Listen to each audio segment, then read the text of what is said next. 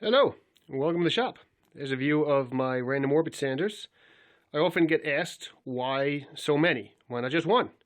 I think ultimately you could get by with just one, but the reason for me, why so many? Efficiency. Just that simple. It is efficiency. You'll notice that they're all slightly different. I don't duplicate any, though if I had one that was, stellar and I used all the time, I may duplicate it. I know people who have two of the same one and they just keep different grits on it, and that's all fine.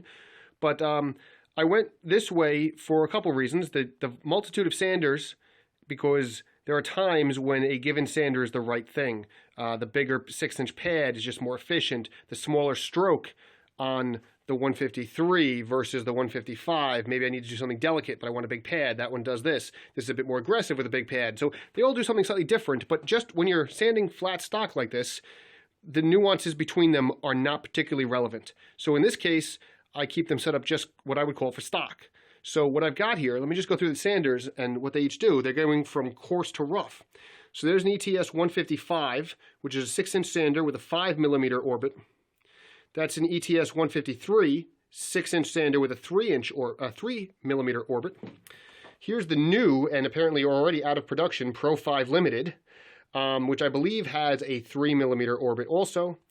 And then here is the ETS 125 EQ, and I apologize, these live streams never focus properly. Here's the ETS 125 EQ, which again has a 1/8-inch orbit. The Pro5 Limited has about 25 or 50% more power than the 125. They're both 5-inch, but this is a more powerful sander. So what I have stocked out here is 80 grit, 120, 180, 220. So among the 4 sanders, I can sand a piece from start to finish. Then what I have here, I'm going to take a step back. That's the sander cart. That's the Rotex side of it. What I've got here hanging off the end of the cart is the fitting and the plug. And they're both plugged into the CT back there. They go into the dust deputies, a very handy accessory to have there. And simply by switching these, I can run through all of them. And because they all live here on the cart, let me show you. We'll put the... It's a little hard to see this while I'm looking at the phone, so bear with me.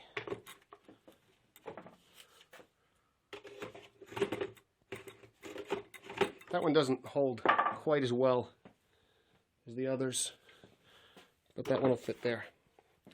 And now, when I'm done with this one, I hang it up, I grab that one, I plug it in, and I go to work. And I can switch from one sander to the next in much, much less time than if I were to switch papers on the same sander. So what I end up doing is I take a board and I clamp it down and I go start to finish. And then I take the next board and I clamp it down, I go start to finish, rather than put a board 80, next board 80, next board 80, and then go through them all at 120 and et cetera, et cetera. That's the way I do it with the efficiency. That's not quite enough reason to get all the sanders, unless you're doing lots and lots and lots of production.